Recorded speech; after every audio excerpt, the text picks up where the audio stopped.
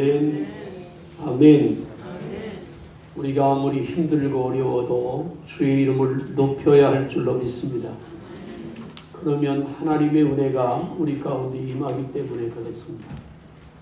날씨도 그렇고 상황도 그렇고 여러 가지가 참 오늘 날씨만큼 어두컴컴하고 힘든 세상을 살아가고 있습니다.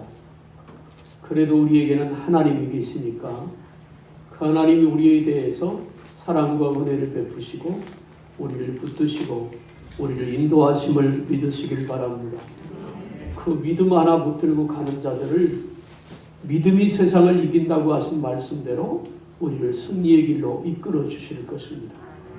오늘 또 이 자리에 나온 여러분들에게 또 집에서 예배드리는 성도들에게 하나님의 은총이 임하게 될 줄로 믿습니다.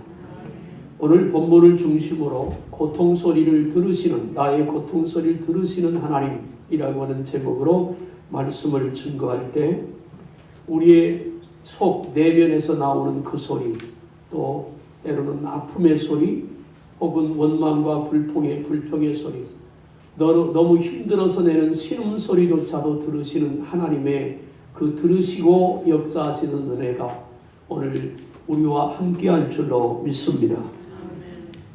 얼마 전에 국민일보 역경의 열매라고 하는 코너에 김성자 전도사님이라고 하는 분의 간증이 실려 있었습니다. 이 김성자 전사님은 1980년도에 세계적인 패션 모델을 꿈꾸던 사람입니다. 늘씬한 키, 누구 앞에서나 자신 있는 외모, 그리고 패션 모델로 활동하면서 많은 사람에게 인기를 받았던 그런 사람이었습니다.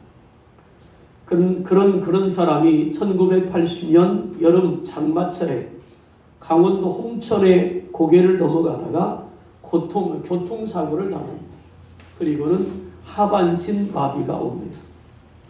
중증 장애인이 되어서 대소변까지 받아내는 그런 장애인이 되었습니다. 그때부터 이 김성자라고 하는 사람은 중환자실에 누워서 죽어가는 많은 사람들을 보고 자기가 그렇게 미래가 촉망되었던 자신이 하반신이 마비가 되어서 이제는 평생 걸을 수 없다는 사실을 받아들일 수가 없어서 병중의 그 침상에 누워서 끊임없이 원망하고 불평하고 내가 왜 이렇게 어려움을 당해야 되고 고통을 당해야 되는지를 따지며 위로하려고 찾아오는 사람들에게 성질을 내고 화를 내면서 그렇게 불평이 가득해서 살았습니다. 오랜 기간 동안 병원에 있다 보니까 치료비가 부담이 돼서 이제 퇴원해서 시골 어머니 고향집으로 내려가게 되었습니다.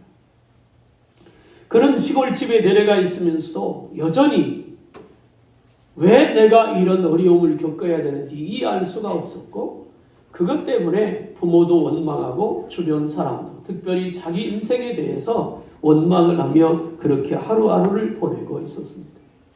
어느 날 고향에 어려서 같이 교회 다녔던 친구 하나가 찾아와서 이 김성자 자매한테 전도를 하기 시작합니다. 예수를 믿으면 하나님의 은혜가 임한다. 그런데 그 말을 들을 때 이 김성자 씨는 짜증을 내고 성질을 냅니다. 하나님이 정말로 살아계시다면 나를 왜 이렇게 장애인이 되어서 평생 하반신 불소로 불구로 살 수밖에 없는 장애인을 만들어 놨겠느냐. 다시는 오지 말라고. 그런데 놀라운 일은 그 친구는 웃는 모습으로 와서 살펴주고 얘기도 들어주고 함께 해주고 매일같이 와서 그렇게 돌봐주는 사랑을 경험하게 됩니다. 그래도 여전히 김성자 씨는 그 마음이 굳어서 그 친구의 권유를 받아들이지 않았습니다. 근데 어느 날 하나님께서 이 김성자 전사를 찾아오셨습니다. 친구가 예수 믿으라고 복음을 전하면서 십자가를 하나 벽에다 걸어놨는데 방에 누워서 그 십자가를 바라보는 순간 예수님이 내 죄를 위하여 십자가에서 고통을 당하셨다고 하는 사실이 십자가와 겹쳐서 환상으로 보여지면서 그의 눈에서 고장난 수도꼭지처럼 눈물이 쏟아지기 시작했습니다. 그리고는 그는 진실로 예수님을 주님으로 영접하기 시작합니다. 입에서는 비록 걷지는 못하지만 감사의 기도가 터져 나옵니다. 하나님 감사합니다. 있는 것에 만족하지 못하고 없는 것을 슬퍼하며 나 자신을 괴롭혔던 것을 회개합니다. 비록 하반신은 마비되어 움직일 수 없지만 아직 저에게는 멀쩡한 두 눈이 있어 볼 수 있고 두 손이 있어 움직일 수 있고 입이 있어 먹고 말하게 하시니 감사합니다. 그는 그때부터 그 마음이 주님을 향해서 열려지기 시작했고 그리고 날마다 하나님의 말씀을 묵상하고 그 말씀을 의지하며 살기 시작했습니다. 그러자 자신이 다시는 걸을 수 없는 장애인이라고 하는 사실이 받아들여지게 되고 인정하게 됩니다. 그리고는 그래도 내가 살아봐야 되겠다고 하는 의욕이 일기 시작했습니다. 성경을 읽으며 성경 안에 무한한 진리가 담겨 있다는 것을 깨닫고 성경을 읽는 시간이 늘어나고 기도하는 시간이 줄겁기 시작했습니다. 그는 목표를 정하고 기도했습니다. 사랑의 주님, 이 부족한 죄인에게 주님을 믿게 알게 하시니 감사합니다. 이제 저는 제가 고통 속에서 주님을 감격적으로 만난 것처럼 고통 속에 있는 장애인들에게 복음을 전하고 도울 수 있는 삶을 살게 해 주옵소서. 나를 주님의 복음과 사랑을 증거하는 도구로 써 주옵소서. 그는 비록 불구의 몸이지만 신학대학을 졸업해서 전도사가 됐고 결혼도 해서 남편과 함께 현재 장애인들을 돌보는 그 사역을 기쁨으로 하고 있다고 간증을 하고 있습니다. 하나님은 우리의 고통 소리를 들으시는 분입니다. 우리가 힘들어하고 우리가 아파하고 우리가 어려워할 때 하나님은 우리의 신음소리도 들으시는 분인 것을 믿어야 합니다. 아브라함이 하갈을 얻어서 이스마엘을 낳고 살았습니다. 그러나 본부인인 사라와 가정에 갈등이 생겨서 결국엔 하나님께서 육신의 열매인 하갈과 이스마엘을 집에서 쫓아내라고 하나님이 말씀합니다. 하갈을 불러 어렵겠지만 이스마엘을 데리고 집을 나가라고 해서 보찜을 싸들고 집을 나옵니다. 조금 걸어가다가 하갈이 도대체 내가 이 아들 하나 데리고 아무것도 가진 것 없는 이 인생을 어떻게 살아갈까? 너무 답답하니까 아들을 저만큼 먼저 가게 하고 그리고 하갈은 여기 앉아서 통곡하며 울기 시작합니다. 나 어떻게 사냐고. 살 수 없다. 그런데 하갈의 그 통곡 소리를 들으시고 하나님께서 하갈에게 은혜를 베푸시고 그가 낳은 이스마엘을 통해서 한 민족을 이루도록 복을 내리신 줄로 믿으시길 바랍니다. 엘가나의 아내 한나가 자녀를 낳지 못한 것 때문에 고통의 삶을 삽니다. 사람들이 말하기를 저 여인은 결혼했으면 아이를 낳아야지 아이를 낳지 못하는 것은 하나님께서 아마 저 여인을 저주했기 때문이라. 누구보다도 하나님을 뜨겁게 사랑하고 믿음으로 살기를 애를 썼던 한나. 남편이 아이를 낳지 못하는 본부인 한나를 제쳐두고 분인나라고 하는 둘째 부인을 얻어 아들을 낳습니다. 분인나라고 하는 말의 뜻은 질투라고 하는 말인데 그때부터 한나는 더 견딜 수 없을 만큼 고통이 그를 찾아옵니다. 더 이상 이대로는 살 수 없다고 결론을 내린 한나는 인생을 포기하기보다 하나님 성전에 올라가서 기도를 시작합니다. 엘리제 사장이 어디를 나갔다 들어와다 보니까 웬 여인이 성전 바닥에 엎드려 쓰러져 있습니다. 그 여인을 흔들면서 이렇게 말합니다. 네가 언제까지 독주를 마시고 술에 취해서 성전 바닥에 이렇게 누워 있겠느냐. 한나는 일어나면서 이렇게 말합니다. 내가 술에 취한 게 아닙니다. 나의 원통함을 하나님께 쏟아놨을 뿐입니다. 하나님과 통했다 했습니다. 그 통했다고 하는 원문의 뜻은 그릇에 있는 물을 바닥에 쏟듯이 한나의 마음속에 있는 원통함과 아픔과 고통을 하나님 앞에 쏟아놨어요. 엘리제 사장이 그 소리를 듣고 이렇게 말합니다. 내 기도를 하나님이 들으시고 축복하기를 원하노라. 사무엘상 1장 18절에 보면 한나는 집으로 돌아갑니다. 그런데 이렇게 말합니다. 그가 집으로 돌아가 다시는 얼굴에 수심이 없습니다. 하나님께 다 맡겼다는 말. 그리고 얼마 있지 않아서 하무엘에서 하나님은 이스라엘 백성에게 가장 위대한 선지자인 사무엘을 선물로 주셨고 이후에 7이나 더 낳을 수 있도록 태문을 열어주셨습니다. 사랑하는 여러분, 하나님은 우리의 신음소리, 고통의 소리를 듣고 계시는 것을 믿으시길 바랍니다. 먼저 하나님은 우리에게 고통을 통해서 우리를 만들어가는 과정이 있다고 하는 것을 알려주고 계십니다. 고통은 어떤 때는 우리의 죄값으로 주어지기도 합니다. 내가 죄를 짓고 그 죄 때문에 하나님의 심판이 왔을 때 우리에게 고통이 임하기도 합니다. 그런가 하면 또 하나는 어떤 사람에게 고통, 아까 얘기했던 김성주 전사의 고통은 뭐냐면 그를 구원하기 위한 하나님의 과정이었어요. 그러나 죄 때문에 주어지는 고통이든 구원 사역을 이루기 위한 고통이든 결국에는 종국의 그 사람들을 구원하려고 하는 하나님의 뜻인 줄로 믿습니다. 야곱이 이스라엘 백성 야곱의 가족 70명을 가지고 거느리고 애굽으로 내려갑니다. 하나님께서 야곱에게 말합니다. 내 자손이 하늘의 별처럼 땅의 모래알처럼 많아질 텐데 400년 후에 거기서 다시 돌아오게 될 것이다. 하나님은 이스라엘 백성들을 야곱의 70명을 가지고 200만이라고 하는 어마어마하게 많은 숫자를 만들기 위하여 지구상에서 가장 여자가 결혼해서 아이를 낳고 아이를 기르는 데만 전념할 수 있는 그 시대에 전 세계에서 유일하게 산파 아이를 낳는 것을 받는 제도가 만들어진 곳이 애굽밖에 없습니다. 그 애굽에 이스라엘을 보냅니다. 그리고 요셉이 총리가 되게 하셔서 그 이스라엘 백성이 고센 땅에서 잘 살게 하다가 결국엔 400년이 거의 다 된 다음에 요셉을 알지 못하는 바로 왕이 등장을 하고 이스라엘 백성들을 핍박하기 시작합니다. 왜 핍박을 하느냐면 그들의 숫자가 너무 급속도로 늘어나니까.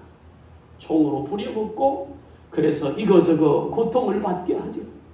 오늘 본문의 말씀은 무슨 얘기냐면 그때 이스라엘 백성이 그 고통의 신음소리, 너무 힘들다고, 우리가 너무 괴롭다고, 너무 견딜 수가 없다고 그렇게 울부짖었던 그 소리를 하나님이 들으셨더라. 오늘 성경 말씀에 그렇게 말씀하고 있습니다. 바로의 약함 때문에 그들에게 고통이 왔습니다. 그러나 궁극적인 원인으로는 하나님의 구원 계획과 섭리 때문에 그들에게 고통이 다가왔습니다. 현실적 원인으로는 이스라엘 백성들이 애굽에서 정착하는 동안 애굽의 문화와 문명을 쫓았고 애굽 사람들이 섬기는 우상을 섬겼어요. 그러니까 하나님께서는 그들에게 고통을 통해서 그 우상에서 건지고 노예에서 건지고 하나님의 백성들이 들어가야 될 축복의 가나안 땅으로 들어가기 위해서 그들에게 고통을 주셨습니다. 우리가 이 땅에 살아가는 동안 어려움이 없으면 좋겠잖아요. 그죠? 고통을 좋아하는 사람은 아무도 없습니다. 걱정거리가 없으면 좋겠고 고통이 없으면 좋겠고 100명을 붙들고 당신은 걱정거리가 없느냐고 물어보면 100명 다 있다고 합니다. 유일하게 고통거리가 없는 사람이 하나 있답니다. 누군 줄 아세요? 미친 사람이다. 미친 사람은 암도 안 걸린대요. 그래서 어떤 면에서 그런 면도 있는 것입니다. 우리에게 고난이 있고 때로 힘든 일이 있고 때로는 걱정거리가 있기 때문에 우리는 십자가 앞에 더 엎드리게 됩니다. 지금 밖에 비가 오는지 어떤지 모르겠지만 어제부터 제가 낮에 하늘에 떠 있는 해를 바랍니다. 하나님, 열흘만 저렇게 해가 떠 있게 하옵소서. 열흘. 그럼 공사가 다 끝나. 오늘 아침에 일어나가지고 새벽에 가장 먼저 본 게 날씨입니다. 차 운행하면서 딱 보니까 별이 떴길래 아이고 할렐루야. 주일학교 예배 드리려고 내려오니까 눈이 오더라. 그래서 눈을 바라보면서 하나님 저 눈이 변해서 비가 되게 하옵소서. 바뀌었잖아요. 조금 있더니 비가 그치면서 하늘이 좀 맑아졌어요. 하나님 내일 또 구름만 끼게 하옵소서. 거기다가 하나 더 날씨가 좀 푸가도록 주님 붙잡아줘. 뭔가 걱정거리가 있으면 그래도 예수 믿는 사람은 하나님께 도움을 구하는 거예요. 하나님 도와달라고, 하나님 역사해달라고, 하나님 인도해달라고. 그래서 사도 바울은 말합니다. 고난은 우리에게 저주가 아니라 은혜와 축복이라고. 깨어있는 사람, 하나님께 내 인생을 맡긴 사람은 그렇게 말합니다. 내게 지금 다가오는 이 고난은 나를 깨닫기 위한 하나님의 섭리고 지금 나에게 있는 이 어려움은 나를 바로 세우기 위한 하나님의 자금이시라고. 그래서 더 주님을 붙들고 믿음으로 사는 것.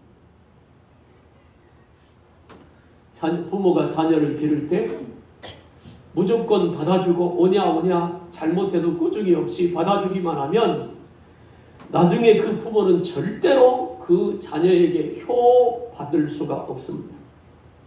물론 요즘에는 학교에서 인권 침해이기 때문에 부모의 말을 다 들을 필요가 없다고 아이들에게 가르칩니다. 심각한 거예요. 네 인생은 네 거니까 네 선택에 달려있다 이렇게 말합니다.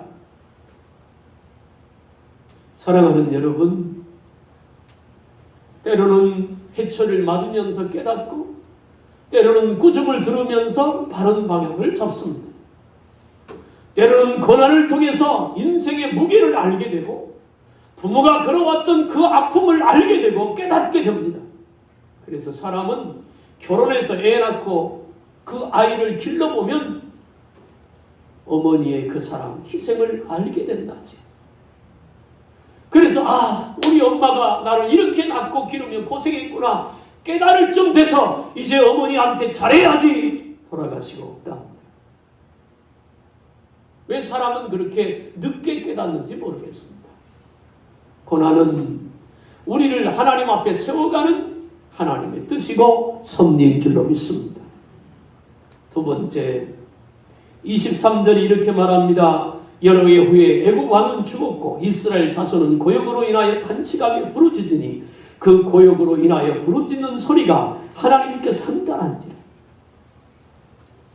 여러분, 아프고 힘들고 고통스러운 사람이 나 아프다고, 어디가 아프다고, 나 아프니까 힘들다고, 죽을 것 같다고 말하는 것은 정상이고 그래야 그가 그 고통에서 벗어날 길을 찾습니다. 저희 아버님이 식도암이었습니다.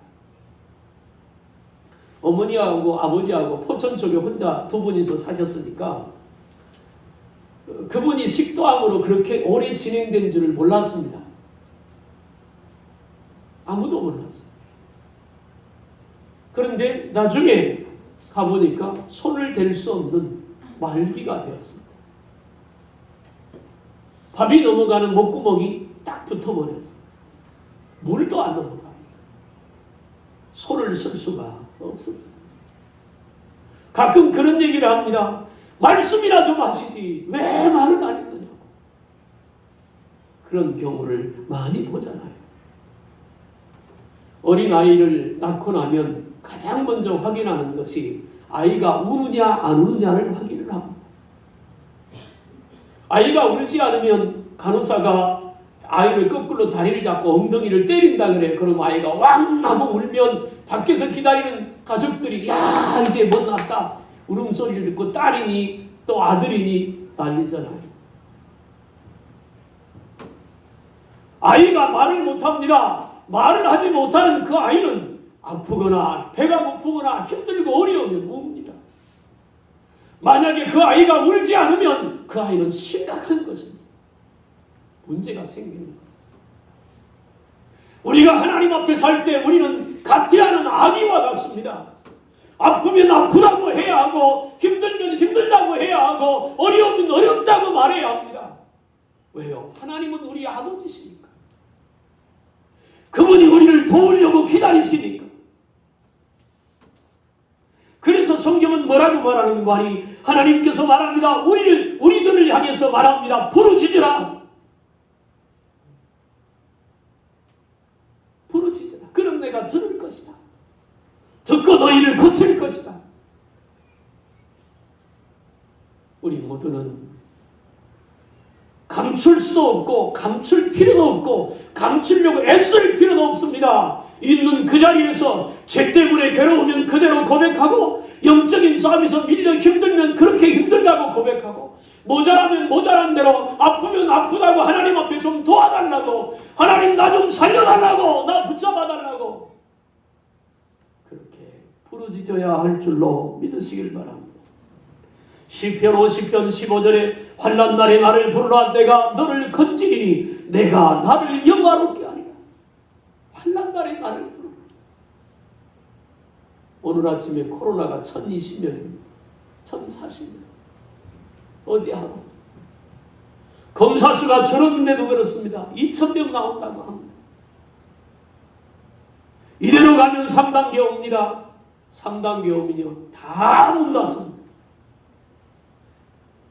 아무것도 못합니다. 예배는 물론이고 다 문 닫습니다.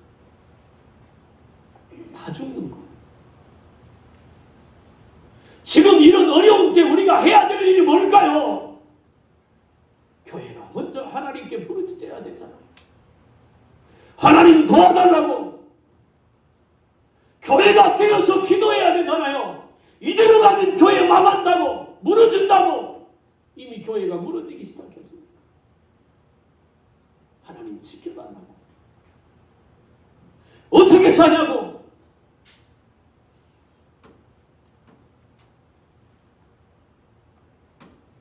옛날에 유명한 이성봉 목사님 부흥 집회 때마다 하시는 말씀이 있었습니다.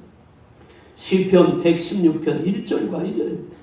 여호와께서 내 음성과 내 간구를 들으심으로 내가 평생에 기도하리로다.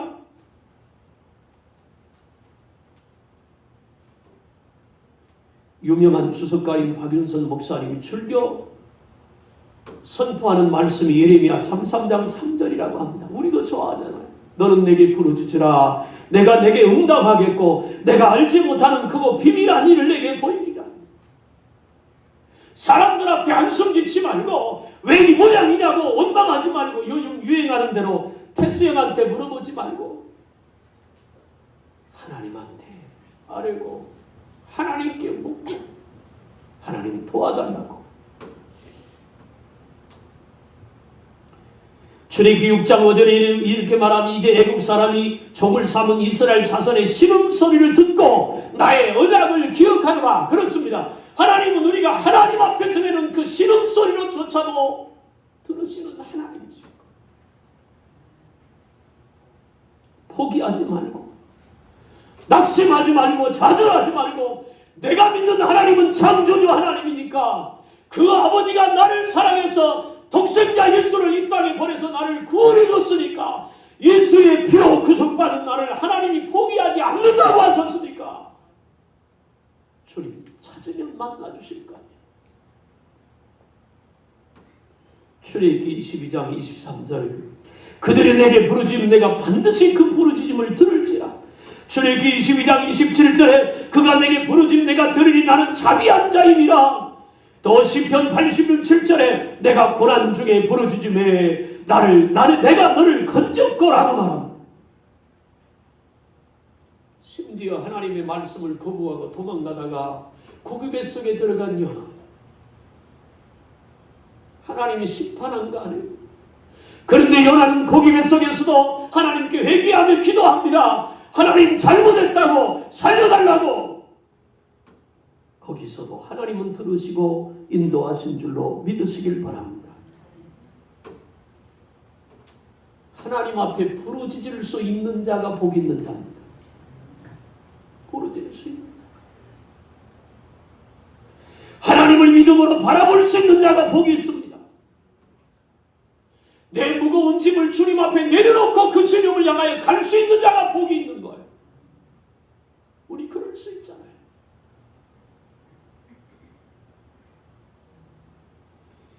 하나님은 부르짖으면 구원해 주십니다.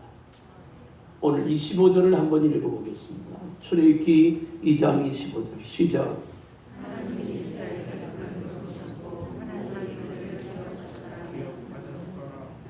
아멘.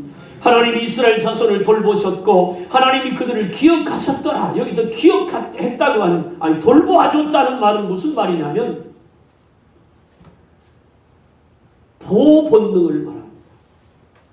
자, 보세요. 눈앞에 뭐가 파리 한 마리만 날라와도 순간적으로 반응을 하지. 그죠? 뭐가 저쪽에서 날라오는데 눈 부릅뜨고 일어서는 사람은 있어요? 없잖아요. 다 눈을 감아요. 피하고. 그게 보호 본능입니다. 그런데 여기서 돌보아준다고는, 하나님이 이스라엘 백성을 돌본다고 하는 원문의 뜻은 눈꺼풀이 자동적으로 반응한 것처럼 하나님이 이스라엘 백성을 그렇게 돌보신다는 할렐루야. 하나님이 그렇게 우리를 민첩하게 돌보고 계십니다. 어린 새끼를 본능적으로 지키는 어미 독수리의 보호 능력과 같은 것입니다. 어린아이를 자기 생명처럼 돌보는 엄마의 본능적인 보호 본능, 그 본능이 바로 그렇게 돌봐주시는 것이 오늘 돌보아 주신다고 하는 말의 뜻입니다.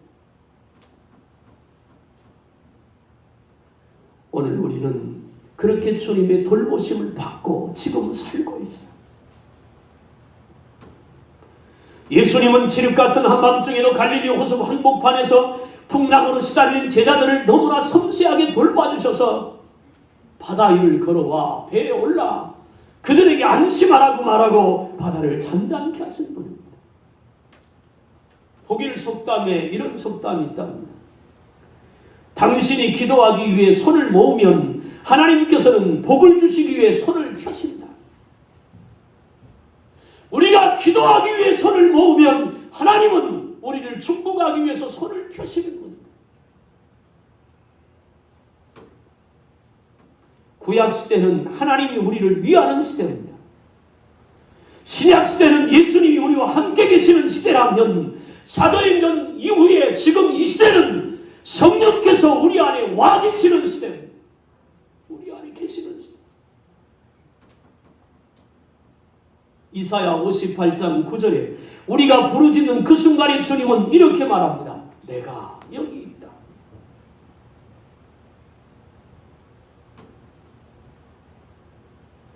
열왕기하 20장 5절에는 히스기야가 죽음의 문턱하며 절규하며 부르짖던 때 주님 말합니다. 내가 내 기도 소리를 들었고 내 눈물을 보았노라. 오늘 새벽 예배 때 말씀드렸던 겁니다. 느헤미야 9장 27절부터 보면 느헤미야의 기도 응답처럼 우리가 부르짖어 기도할 때 하나님은 이렇게 말합니다.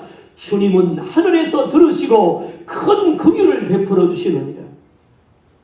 다윗이 말합니다. 시편 30편 2절에 내가 부르짖음에 주께서 나를 고치셨나이다. 사랑하는 여러분, 우리가 부르짖으면 우리가 주님을 향하여 신음소리를 내고 내가 힘들다고 아프다고 나 혼자 못 살 것 같다고 주님 도와달라고 주님 찾으면 그 부르짖음에 우리 주님은 오셔서 우리를 붙잡아 주실 줄로 믿습니다. 그냥 허공을 치는 그런 소리 아니에요. 독백이 아니라는 것입니다. 이제 말씀을 마치려고 합니다. 마태복음 9장에 보면 두 소경 얘기가 나옵니다. 디메오의 아들 바디메오. 아버지도 소경이고 아들 하나 낳았는데 그 아들도 소경입니다. 얼마나 비참합니까? 아버지가 소경이면 낳은 아들은 괜찮아야 되잖아요. 근데 낳은 아들도 소경입니다. 아마도 앞을 못 보는 그 아버지는 앞을 못 보는 아들을 낳은 죄책감 때문에 평생을 고통으로 살았을 거예요. 그런데 태어났으니까 살아야 되잖아요. 어느 날부터인가 아들을 데리고 길가에 앉아서 구걸을 합니다. 그날도 지나가는 사람들에게 한 푼 줍시오 구걸을 하고 있는데 지나가는 사람들의 발걸음 소리가 바쁘게 움직이며 사람들의 소리가 귀에 들립니다. 뭐라고 하느냐면 예수님이 이 동네에 오신데 예수님이 지나가신대. 그 소리를 듣자마자 아버지와 아들, 앞을 못 보는 아버지와 아들이 마음이 움직이기 시작합니다. 이 길을 걸어가시는 예수님을 우리가 꼭 만나야 돼요. 왠지 모르지만 그들의 마음속에 그 생각이 드는 거예요. 예수님은 우리 눈을 뜨게 하고 예수님은 우리 인생을 바꿀 것 같은 확신이 들잖아요. 그래서 외치기 시작합니다. 아들이 먼저 그랬는지 아버지가 먼저 그랬는지 모릅니다. 다윗의 자손 예수여 나를 불쌍히 여기소서. 목이 터져라고 외치잖아. 지나가던 사람이 막 뭐라고 합니다. 야 시끄럽다. 너무 시끄럽다. 지나가는 사람은 시끄러운 소리지만 이 바디메오와 디메오 아버지와 아들 앞을 못 보는 소경에 있어서 외치는 이 소리는 생명을 거는 외침이잖아요. 예수님 만나야 내가 사는 거. 제자들도 와서 막 뭐라고 합니다. 야 선생님 지나가면 너무 시끄럽다. 그럴수록 더 외칩니다. 다윗의 자손 예수여 우리를 불쌍히 여기소서. 예수님이 지나던 발걸음 멈췄습니다. 예수님께서 바디메오와 디메오의 사정을 모르시겠어요? 일부러 그 앞을 지나가시는 건데 그들을 만나서 고쳐주시려고 제자들을 향해서 데리고 오라. 제자들이 와서 말하면 선생님 너희를 부르십니다. 겉옷을 버려두고 이스라엘은요 낮에는 덥고 밤에는 춥기 때문에 구걸을 하는 사람들이 길가에 앉았을 때 낮에는 방석으로 깔고 저녁에는 뒤집어 써야 돼. 그냥 뚫뚫 말아서 거기서 잡니다. 이걸 버렸어요. 왜? 나는 눈 뜬다는 거. 그들의 부르짖음을 주님이 들으시고 불러 그들의 눈을 뜨게 하신 줄로 믿습니다. 오늘 지금 하나님 앞에 해야 될 우리의 모습이 그건 거예요. 코로나 어떻게 해요? 어떻게 이기냐? 여러분 이길 수 있다고 생각해요. 지난 1년 동안 한 사람도 우리 교회에서 확진자가 나오지 않고 잘 이긴 것이 여러분의 능력이고 잘 피해왔기 때문이라고 생각합니까? 그게 하나님의 은혜잖아요. 하나님의 도우심이었잖아요. 그럼 앞으로는 어떻게 할 건데요? 그 하나님의 도움이 더 필요한 거예요. 이스라엘 백성의 고통 소리를 들으시고 그 부르짖는 소리를 들으셨어요. 하나님은 세상을 바라보며 원망하며 불평하는 소리가 아닌 하나님을 바라보면서 하나님 나 너무 힘들어요. 때론 너무 지쳐서 입으로 말은 못해도 마음속에서 주님을 부를 때가 있잖아요. 그 소리를 우리 하나님이 들으신단 말이에요. 나 이대로 살 수 없으니 다 이대로 견딜 수 없으니 하나님 나 좀 붙잡아 달라고 나 좀 도와달라고 나 좀 살려달라고 지금 바로 그때가 부르짖는 때요. 부르짖어야 될 때. 왜요? 한치 앞을 볼 수가 없습니다.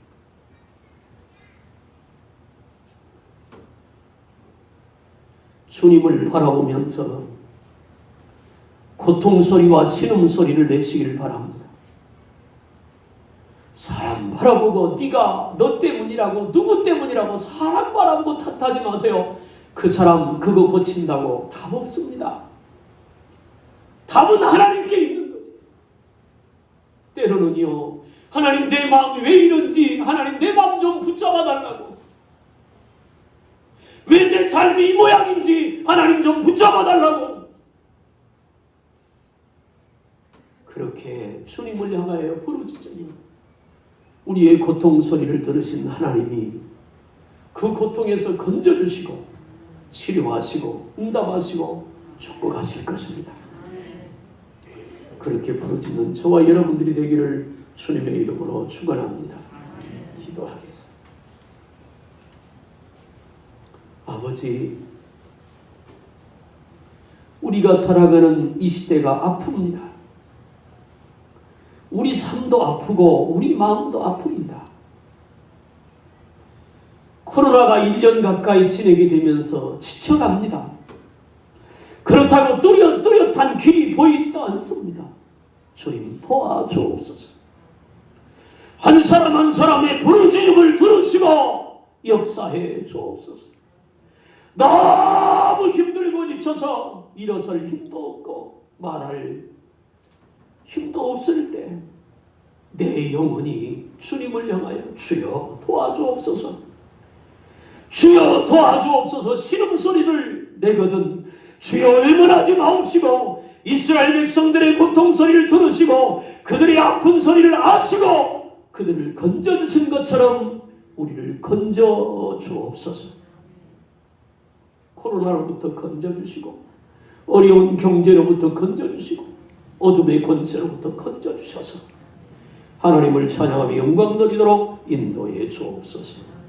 예수님의 이름으로 기도하옵나이다. 아멘.